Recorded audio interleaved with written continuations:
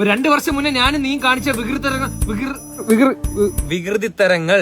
ഇന്നലെ ഞാൻ രാത്രി ഒരു ആവശ്യമില്ല 2 മണിയപ്പോ ഞാൻ കണ്ണു തുറന്നു. എന്നിട്ട് ഞാൻ ഇതൊക്കെയാണ് ഇരുന്ന് ആലോചിച്ചോണ്ടിരുന്നത്. നീ രാത്രി 2 മണിക്ക് കണ്ണു തുറന്ന് എന്നെ ഇരുന്ന് ആലോചിക്കുന്നതിന്? എടാ നീ ഡ്യൂക്ക് ബൈക്ക് വാങ്ങിയത് വീട്ടിലെടുത്ത് കിടന്ന് പിണങ്ങിട്ടല്ലടാ. എടാ നാണം ഉണ്ടാടാ കണ്ടോക്കെ വേണ്ടിട്ട് കൈ മുറിക്കാൻ. ഞാൻ മറന്നിരിക്കല്ലായിരുന്നു അളിയ. നിനക്ക് എന്ത് കിട്ടി ഇപ്പം? നീ പിന്നെ ബ്ലേഡ് ഇട്ട് കയ്യിൽ കുറെ വര വരഞ്ഞില്ലേ? ആ വര നീ കേരളയിലോട്. അവർക്ക് കേരള ഉപയോഗം വരട്ടെ, അവർ ട്രെയിൻ ഓടിച്ച് കളിക്കട്ടെ. ആ സമയത്ത് ഇഷ്ടം കൊണ്ട് കൈ മുറിച്ചു. അവളെ 2ാമത്തെ ഡെലിവറി ഇന്ന്. എന്റെ അവിടുത്തെ ഹോസ്പിറ്റലിലെ നേഴ്സല്ലേടാ. അത് പറഞ്ഞപ്പോഴാ നീ ഒരുത്തി ഇരുത്തിയിട്ട് 3 പേര് എന്റെ സൈഡിൽ കൂടെ നോക്കിയില്ലേടാ. അതിനുള്ള ഭവിഷ്യത്ത് ഞാൻ ഇപ്പോഴും അനുഭവിക്കുന്നുണ്ട്. കബി ജോ ബാദൽ ഹാസി ബൻഗെ ഈ പാട്ട് പാടി ഞാൻ ദിവസവും കരയാറുണ്ട്. രാത്രി ഈ പാട്ടൊക്കെ കേട്ട് ഞാൻ കരഞ്ഞലറാറുണ്ട്. ആശിർ സമ്മതിച്ചല്ല, എനിക്ക് അത് മതി. എന്റെ തെറ്റ് ഞാൻ സമ്മതിക്കും.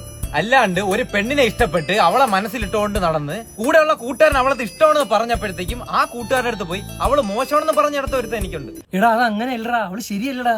ഞാൻ അവളെ മനസ്സിട്ടോണ്ട് നടന്നപ്പോ അവള് 10 വരെ മനസ്സിട്ടോണ്ട് നടക്കായിരുന്നു. ശരിയല്ലാത്തത് ആശ്രയം ഇന്നും ശരിയല്ലെന്ന് പറയും.